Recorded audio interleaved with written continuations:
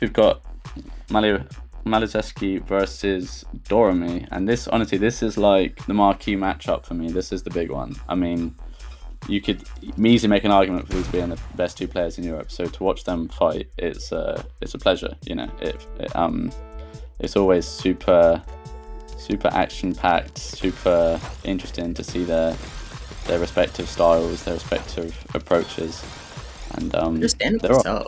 They go in, or is this a warm up, or they're actually off? They actually skipped warm up entirely. Wow, they're confident. They don't even need it. Very interesting from DOREMY to like start the game up in a 1-8 stack. Might have been a misdrop fix. Or maybe he's feeding out Malizeski. Maybe he's just giving him a bit of room to see what style Malizeski starts with. I think both these players are very adaptable. They play at such a high level. They can adapt based on the speed and the play style of their opponents. So I think a lot of the first points would be kind of scouting out what for sure is bringing to the table, and it's a real good clash this is, because Malizeski has got this super high tempo, quick play style, very rarely makes mistakes, plays at a blistering speed, and has very good safe play, and doesn't take a whole lot of risks. And DOREMY, he's not as quick, but he is very efficient. But I think DOREMY in my opinion, takes a bit more risk than Malizeski. So it'd be interesting to see just how those play styles pan out, to see if they change them mid set or if they kind of keep it. But it looks like DOREMY found a really good surge there, so he's clawing a point back already. You definitely know that DOREMY is one for a calculated risk, very comfortable at the top of their board. But thus far, we've actually seen Mali play much faster than we've seen earlier in the event, so they've definitely got their flow going right now. Yeah, and that's a very good word, flow. These players, they're both quite flowy players. Like when they're in their stride, they make decisions, especially the more nuanced, high-level decisions. They make them so quickly and so rapidly that it comes down to just who can hold on to that high-level decision making for the longer period. And it really is like if you stop to think, you're putting yourself at a huge disadvantage in a set with this kind of speed. So it's definitely, they've got to hold on to that tempo for as long as they can. And often it's the first one to lose that rhythm that then suffers. So wow. And that Z-spin find from DOREMY was really cool. Unfortunately, it didn't end up panning out into an actual downstack, and I can only imagine the amount of strategic advantages you could get from allowing your opponent to play an advantage to get a feel for how that feels on the receiving end. But there's only so many points you can give up, and DOREMY really needs to lock in about now.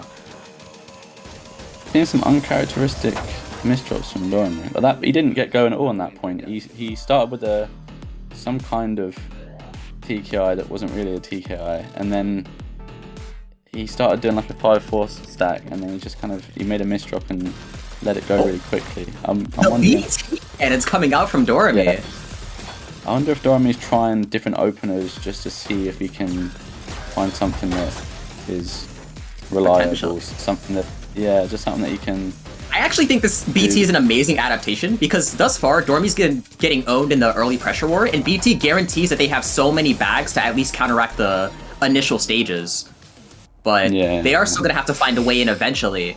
And Mali is just taking this commanding lead. Yeah, he is making a statement right now. You know, he is playing quickly, but he's playing really well, and he's saying to DOREMY, "You've got to show me what you've got here, because if we just both play in our normal game, I'm going to win." So, and he's right so far. You know, DOREMY is not doing himself justice really at this stage.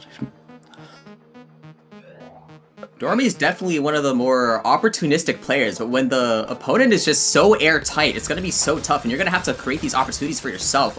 Definitely easier said than done at this level of speed disadvantage, especially when the game does not agree with you, giving your opponent the most amazing wells known to man. Sitting at low on the board with a surge disadvantage, it's not looking good.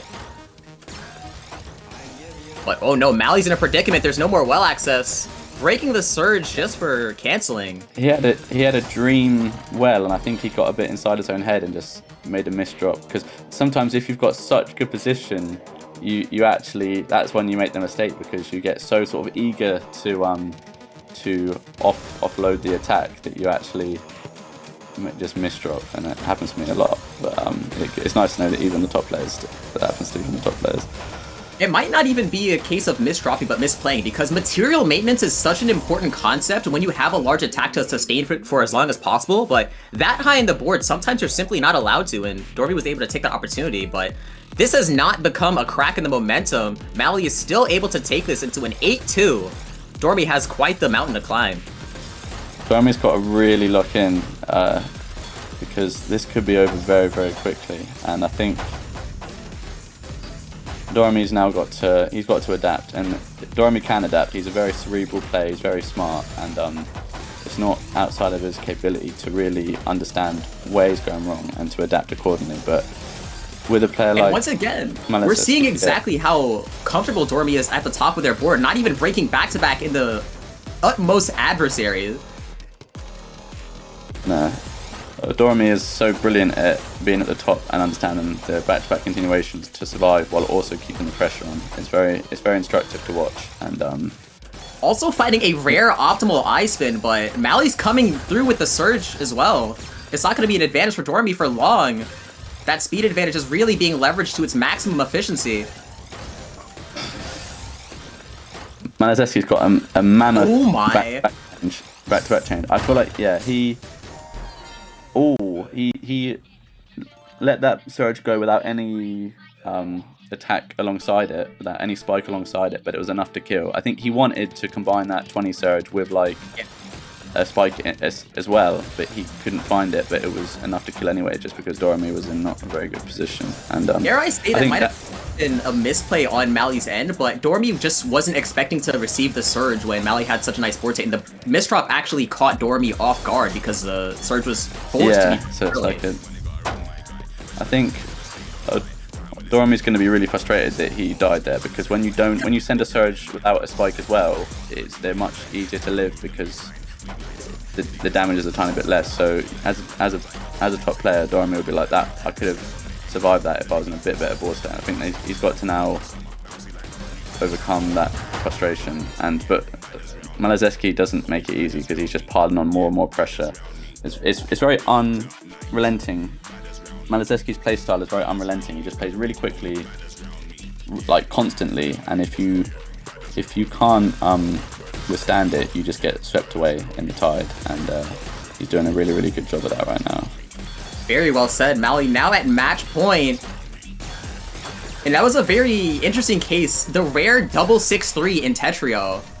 But Mally's going to come out with a surge advantage, trying to maintain the material as per usual. Doing an amazing job, but DOREMY has quite the good board state to tank if it gets sent now. That was a perfect example of combining the surge with a spike, but it was not quite enough, and DOREMY survived it, and then Mally...